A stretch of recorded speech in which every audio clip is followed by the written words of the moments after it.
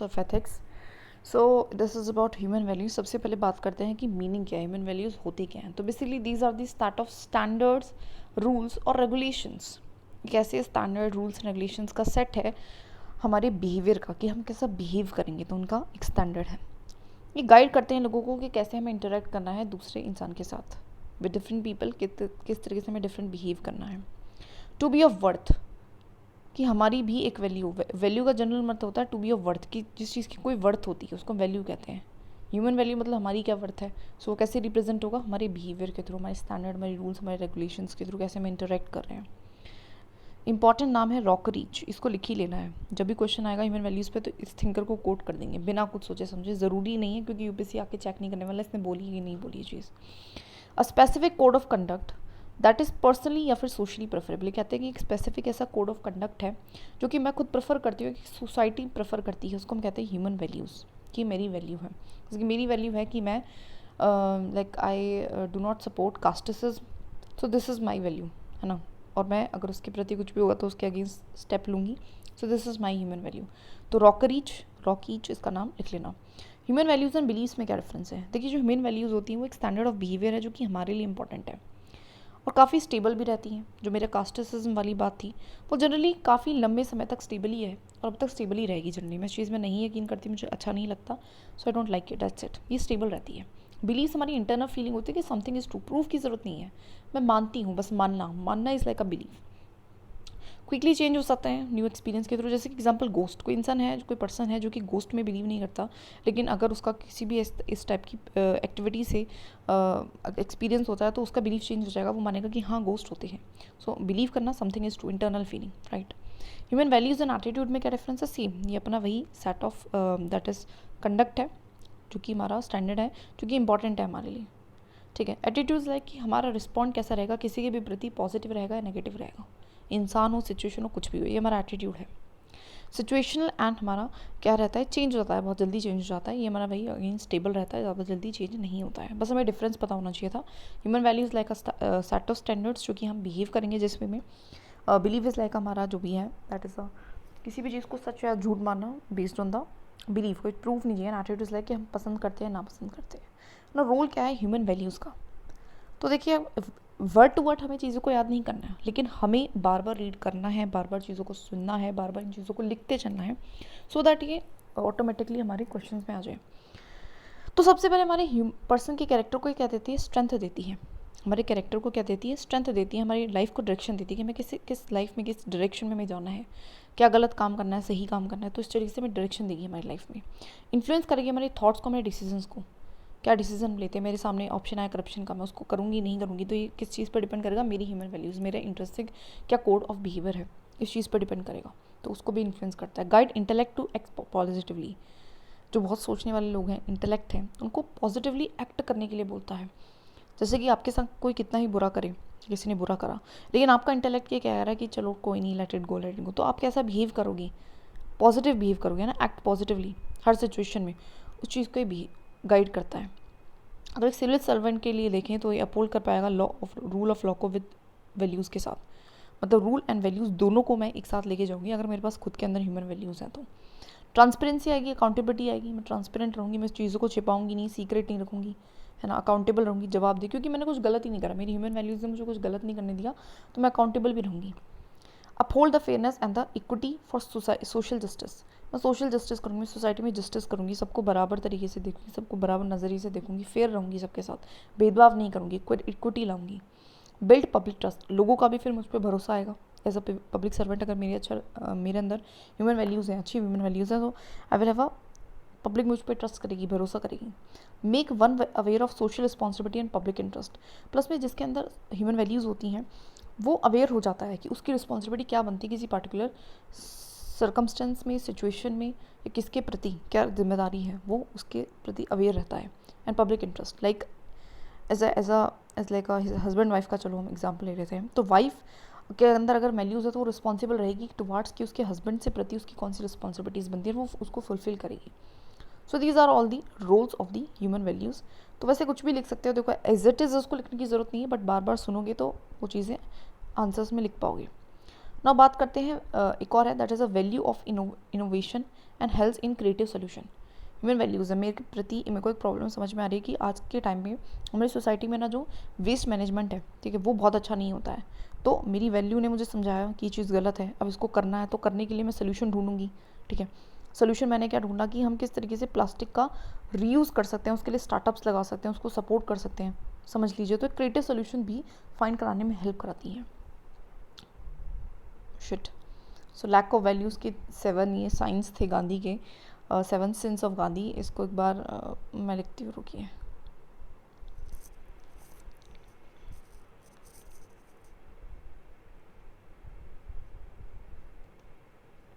What are 7 sins of Gandhi? Explain in short and in point format.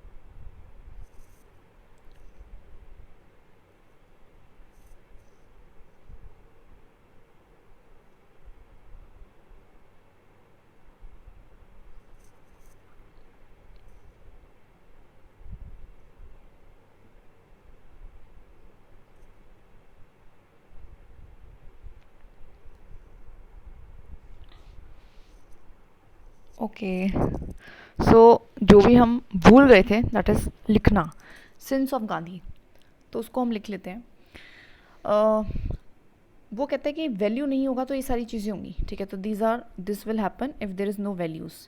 तो क्या होगा, 7 since of Gandhi, कि ये सारे पाप होंगे, जैसे कि वेल्थ विदाउट वर्क। इसका मतलब क्या है कि आपने पैसा तो कमा लिया लेकिन काम नहीं करा, उसके लिए हार्डवर्क नहीं करा, मेहनत नहीं करा, तो वो बेकार है। तो वहाँ पे वो दिखाता है कि आपके अंदर वैल्यूज़ नहीं, आपने कोई चोरी चकारी करी, गंदा गलत काम करा है, करप्शन करा है।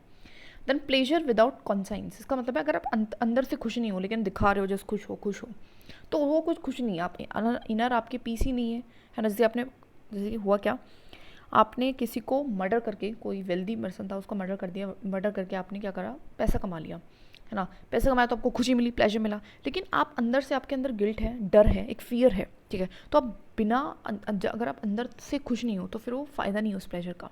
नॉलेज विदाउट करेक्टर, आपके पास नॉलेज थी, जिसकी हमारा दैट इज़ एग्जाम्पल ले लेते हैं हम, कौन था वो टेररिस्ट, उसामा बिन लादेन। उसके पास नॉलेज थी, है ना, वो हार्वर्ड से पढ़ा हुआ था, लेकिन उसका करेक्टर ख़राब था, उसको गलत काम करना था, बिकॉज उसके अंदर ह्यूमन वैल्यूज़ नहीं थी। कॉमर्स विदाउट मोरालिटी, कॉमर्स तो आप कर रहे हो लेकिन मोरालिटी नहीं है, जैसे कि आप कुछ भी चीज़ बेच रहे हो लेकिन आप ये भी नहीं देख रहे हो उसका नुकसान क्या होगा, तो वहाँ पे मोरालिटी नहीं है। साइंस विदाउट ह्यूमैनिटी, आपने साइंस तो ले आए, आपने science say that is cloning भी करना शुरू कर दी, लेकिन अगर उसका गलत इस्तेमाल उठाने लगे तो ह्यूमैनिटी का क्या होगा, नाश होगा। वर्शिप विदाउट सेक्रीफाइस, आप कहते हो आप बहुत भक्त हो, पूजा करते हो, लेकिन आप कोई सेक्रीफाइस करने को तैयार नहीं हो, त्याग करने को तैयार नहीं हो, तो वो भक्ति बेकार है। पॉलिटिक्स विदाउट प्रिंसिपल, ये चीज़ भी बेकार है। इन सबको ना लिख लेना, this all are very very very very very important. क्या है, ये हमारे कीवर्ड्स हैं that can be use anywhere, ठीक है। तो इनको तो याद करना ही करना है, ठीक है। आगे देखिए, फॉल्स एस्टिमेट ऑफ थिंग्स, अगर मेरे पास वैल्यूज़ नहीं है तो मैं क्या करूँगी, फॉल्स एस्टिमेट लगाऊंगी चीज़ों का, है ना, गलत एस्टिमेट लगाऊंगी चीज़ों का। Imbalance between traditional and modern values, ठीक है। इम्बैलेंस रहेगा, मैं अपनी ट्रेडिशनल एंड मॉडर्न वैल्यूज़ को क्या कर पाऊंगी, बैलेंस नहीं कर पाऊंगी, ठीक है। इंडिविजुअल के लिए उसके अंदर ग्रीड आएगा, क्राइसिस ऑफ करेक्टर होगा, ये लिख लीजिए, क्राइसिस ऑफ करेक्टर होगा। क्राइसिस ऑफ करेक्टर का मतलब क्या है कि नो अड्यूर स्प्रिट होगी, वही वाली बात है, अंदर कुछ सोच रही हूँ कर कुछ रही हूँ, तो उस तरीके से प्रॉब्लम होगी। मटीरियलिज्म की तरफ ज़्यादा ध्यान जाएगा। ब्लाइंड रेस में अंधभक्त हो जाएंगे, मतलब अंधे हो जाएंगे, अंधे हो जाएंगे, ठीक है। रिएक्शनरी नेचर हो जाएगा आपका, रिएक्शनरी नेचर। रिएक्शनरी नेचर का मतलब क्या होता है कि आप किसी भी सिचुएशन पे कैसा भी रिएक्ट कर देंगे बिना सोचे समझे, ठीक है। सोसाइटी के लेवल पे करप्शन बढ़ जाएगा, नेपोटिज्म हो जाएगा, फेवरेटिज्म आ जाएगा, इनइक्वलिटीज़ आएगी, इनजस्टिस आएगा, बेसी बेसी चीज़ें हैं सारी, and lack of social consensus आ जाएगा, है ना।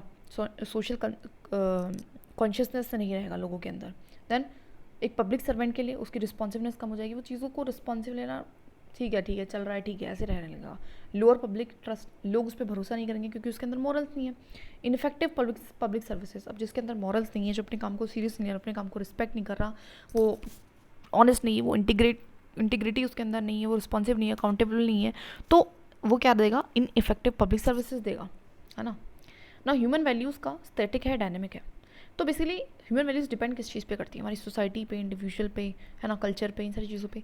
सोसाइटीज़ क्या होती है, चेंज होती हैं विद टाइम, तो ऑफकोर्स वैल्यूज़ भी चेंज होंगी। नीड्स ऑफ सोसाइटीज़ भी चेंज होती हैं, बदलती हैं।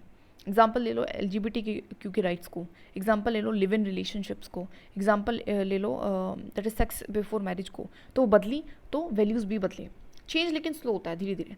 चेंज ड्यू टू एजुकेशन भी हो सकता है, एंड टेक्नोलॉजी जनरली होता है, इंसान के पास नॉलेज आती है, इंसान के पास एक्सपीरियंस आता है, 4 लोगों को देखता है, चीज़ों को सीखता है, टेक्नोलॉजी आती है, तो उसकी वजह से बदलाव आते हैं। एग्जाम्पल देखा, फीमेल का रोल जो है पहले सिर्फ एक हाउस तक था, है ना, डोमेस्टिक वायलेंस, अबॉर्शंस वगैरह बहुत सारी चीज़ें, and there is a love marriage. Love marriage के प्रति भी बदलाव आया सोसाइटी में, दैट इज़ वाई वो वैल्यूज़ भी बदली हैं। अब हमें पहले लगता था, पहला कोई इंसान अगर पहला जनरेशन के लोगों को देखें उठा के, तो उनके लिए लव मैरिज क्या है, एक तरीके के अभी भी पाप है, तो उनकी वैल्यूज़ उस पर अलाइन नहीं कर पा रही हैं। लेकिन बिकॉज सोसाइटीज़ बदली हैं, चीज़ें बदली हैं, नॉलेज आई है लोगों के पास, है ना, उनका जो इंटेलेक्ट है वो चेंज हुआ है, सो अब वो ह्यूमन वैल्यूज़ में वो चीज़ सही होने लगी है कि हाँ ठीक है, लव मैरिज कर सकते हैं, तो it's like that. Important values क्या है लाइफ की एंड वर्क की, तो सबसे पहला ऑनेस्टी एंड लॉयल्टी होना चाहिए। ऑफकोर्स आप ऑनेस्ट रहो, लॉयल रहो, सबसे इंपॉर्टेंट है। सबसे पहले एक बच्चे को माँ भी सिखाती है कि सच बोलना है, ऑनेस्टी, लॉयल रहना है, लॉयल्टी, है ना। रिस्पेक्ट फॉर वर्क, काम को इज्जत करो, हमारे यहाँ पे तो हर चीज़ की इज्जत है। रह रहे हो जिस जगह पे रह रहे हो उस चीज़ की इज्जत करो, उसको सफ़ा रखो। किचन में खाना बना रहे हो तो उस चीज़ की इज्जत करो। जिस बुक से पढ़ रहे हो उस चीज़ की इज्जत करो। जो आपको रोटी मकड़ा कपड़ा मकान दे रहा है तो उस काम की भी आपको इज्जत करनी है। रेगुलरिटी एंड डिसिप्लिन जो हर किसी के लिए इंपॉर्टेंट है, हर किसी के लिए। आपको कुछ भी अचीव करना है लाइफ में, आपको रेगुलर होना पड़ेगा, आपको डिसिप्लिन, आपको कंसिस्टेंट होना पड़ेगा। सो इंपॉर्टेंट वैल्यूज़ हैं। देन कर्टसी एंड पोलाइटनेस, आपको अपने शब्दों में पोलाइटनेस लानी पड़ेगी, ठीक है। सो ये भी एक इंपॉर्टेंट वैल्यू है। Then judicious use of resources, ऐसे नहीं कि कहीं कैसे भी इस्तेमाल करो। जैसे कि वाटर है, हमारे पड़ोस में एक आंटी, वो ऐसे वाटर को एकदम ऐसे गलत तरीके से इस्तेमाल कर रही है, तो वो ह्यूमन वैल्यूज़ उनकी वहाँ पे कमी है, उस चीज़ में वो होनी चाहिए। जुडिशियस यूज़ ऑफ रिसोर्सेज, ऐसे कहते हैं ना कि खाना उतना ही बनाओ और प्लेट में उतना ही लो जितना आप खा सको। सो वो भी इसी का एग्जाम्पल है, ठीक है। Willingness to take up new task, अगर हमारे अंदर वैल्यूज़ होगी तो हम भी विलिंग होंगे, हम चेंज के लिए थोड़ा सा विलिंग होंगे, हम न्यू टास्क लेना चाहेंगे। So all these are the important values, work के लिए, लाइफ के लिए, सबके लिए इंपॉर्टेंट है। ऑनेस्टी एंड लॉयल्टी, रिस्पेक्ट करना वर्क का, regularity, discipline, courtesy and politeness, judicious use of resources and willingness to take up new task. ना बात करते हैं वैल्यू एजुकेशन, मतलब एजुकेशन में वैल्यू को इनकलकेट करना, मॉरल वैल्यूज़ को सिखाना। मीनिंग क्या है, inculcate concern for wellbeing of others and nation, कि हम एक पार्ट हैं एक सोसाइटी का, तो हमें दूसरों के प्रति सोचना है, किस तरीके से एक्ट करना है, क्या बिहेवियर होना चाहिए, क्या वैल्यूज़ होनी चाहिए नेशन के प्रति, ये सब कुछ सिखाना एजुकेशन में। ट्रेनिंग करना हर्ट, माइंड एंड सोल की, हर्ट को भी सिखाओ, माइंड को भी सिखाओ एंड आत्मा को भी सिखाओ, ठीक है। अंडरस्टैंड करना relation between the values and emotions, कि हमें पे वैल्यूज़ एंड इमोशंस दो चीज़ होती हैं। जैसे कि अभी हमने हेन्स डायलेमा देखा था कि उसकी वाइफ जो है वो बीमार है, तो वो उसके इमोशंस है, उसके प्रति उसको दुख हो रहा है, लेकिन वहीं पे चोरी करना भी गलत है वैल्यूज़, तो उसको उस रिलेशनशिप को समझना, उसको बैलेंस करना, ठीक है। इंपॉर्टेंस क्या है, दैट इज़ ये टीच करता है हमें प्रिजर्व करने में, वॉट एवर इज़ गुड, जो अच्छा है उसको हम प्रिजर्व करेंगे, ठीक है। डेवलप एम्पैथी एंड कंपैशन, लोगों के दुखों को हम समझेंगे, उनके प्रति हम एक्ट भी करेंगे अच्छा। Instil sense of social responsibility हमारे अंदर आएगी। एथिकल बिहेवियर होगा, फोर्टिट्यूड होगा, हम गलत में भी हम अच्छा एक्ट कर पाएंगे, एथिकल बिहेवियर रहेगा हमारा। Promote tolerance and respect for diversity, हमारे अंदर क्या होगी, टॉलरेंस होगी, क्योंकि हमारे अंदर इनर पीस है, हम खुद खुश हैं तो हम सामने वाले को खुश रख सकते हैं। It's like all like that. Develop कर पाएंगे critical thinking to analyse the complex issues, complex issue को हम इजीली सॉल्व कर पाएंगे, क्यों, क्योंकि हम बैलेंस कर पा रहे हैं अपने मॉरल्स के बीच में, अपने इमोशंस के बीच में, प्रैक्टिकलिटी के बीच में एंड आइडियलिस्टिक चीज़ों के बीच में। हमारे कैरेक्टर, आइडेंटिटी एंड पर्पस सब कुछ को ये बिल्ड करता है, ठीक है। तो दैट इज़ वाई हमारी क्या है इंपॉर्टेंस है, हमारी वैल्यू एजुकेशन की इंपॉर्टेंस हमने बात करी। तो अगर हमारे एजुकेशन में ही हम वैल्यू सीख लेंगे तो ये सारी चीज़ें हम कर पाएंगे, टीच कर पाएंगे, जो हमारे preserve whatever is good, empathy, compassion आ पाएगा, सोशल रिस्पॉन्सिबिलिटी आ पाएगी, एथिकल बिहेवियर रहेगा, टॉलरेंस रहेगा, डाइवर्सिटी को रिस्पेक्ट कर पाएंगे, क्रिटिकल थिंक कर पाएंगे, कॉम्प्लेक्स इश्यूज़ को समझ पाएंगे, हमारे कैरेक्टर अच्छा होगा, हमारी आइडेंटिटी, हमारा पर्पस अच्छा होगा लाइफ का। और डेवलपमेंट्स की अगर मैं बात करूँ क्या क्या डेवलपमेंट्स इसके रिगार्डिंग, जैसे गांधी बोलता है कि हैंड हर्ट एंड हेड सबकी ट्रेनिंग करो, सिर्फ एक की नहीं, ठीक है। ऐसे एक राम मूर्ति कमेटी बैठी थी, उन्होंने बोला कि वैल्यू एजुकेशन को एक सिलेबस का पार्ट बना देना चाहिए। देन NPE 1992 में आया था, दैट इज़ इन्होंने भी दैट इज़ वैल्यू एजुकेशन को इंटीग्रल पार्ट बनाया। देन औरिबंदो कहते हैं it's important, unpurified heart senses and life confuses understanding, कि आपके पास बहुत नॉलेज है लेकिन आपका जो हर्ट है वो प्योरीफाइड नहीं है, वो दूसरे के प्रति गलत सोचता है, उसके में गलत भावनाएं हैं, ग्रीड है, लालच है ना, हेट्रेड है, ये सब कुछ है। तो लाइफ, ठीक है, सेंसेस आपके अच्छे नहीं है, लाइफ आपकी अच्छी नहीं है, तो वो कंफ्यूज कर देगी आपकी अंडरस्टैंडिंग, आपकी नॉलेज को खत्म कर देगी। जैसे कि वही हमने देखा ओसामा बिन लादेन का एग्जांपल। रिसेंटली अगर आप देखोगे तो NEP आया 2020 में, उसमें भी वैल्यू एजुकेशन को इंपॉर्टेंस दी है। पढ़ना लिखना अभियान है, इसमें भी वैल्यू एजुकेशन को इंपॉर्टेंस दी है। अटल थिंकिंग लैब्स, इसमें भी कॉपरेटिज्म को, टीम वर्क को, है ना, वैल्यू एजुकेशन, इन सारी चीज़ों को इंपॉर्टेंस दी है, ठीक है। अब बात करते हैं स्टेजेस ऑफ मॉरल डेवलपमेंट, जो कि कोल्सबर्ग ने थिंकर था, उसने बताया था। तो कोल्सबर्ग भी हम लिख सकते हैं मॉरल वैल्यू एजुकेशन से रिगार्डिंग। तो एक तो हमने देखा था रॉकरीच, है ना, रॉकीच एंड एक कोल्सबर्ग, इन दोनों के नामों को लिख लेना, वेरी इंपॉर्टेंट। जब भी कोई क्वेश्चन आएगा ह्यूमन वैल्यू से रिगार्डिंग, वैल्यू एजुकेशन से रिगार्डिंग, तो हमें उसमें इन दोनों को लिखना है, ठीक है। तो बोलते हैं कि होता क्या, जब डेवलपमेंट कैसे होता है हमारी मोरल्स का, सबसे पहले हम पनिशमेंट एंड ओबीडियंस से सीखते हैं कि जैसे कि छोटा बच्चा है, उसको हम पनिश करें अगर वो गलत काम करा, तो उसको समझ आएगा कि ये काम नहीं करना है, तो उससे उसके मोरल्स डेवलप होंगे। व्हाट फुलफिल्स नीड, उसके बाद हम सोचते हैं कि वो हमारे लिए सही है, जो भी हमारे लिए सही है, मतलब जो हमारी नीड्स को पूरा कर रहा है, खाना, खेलना, ये सब कुछ।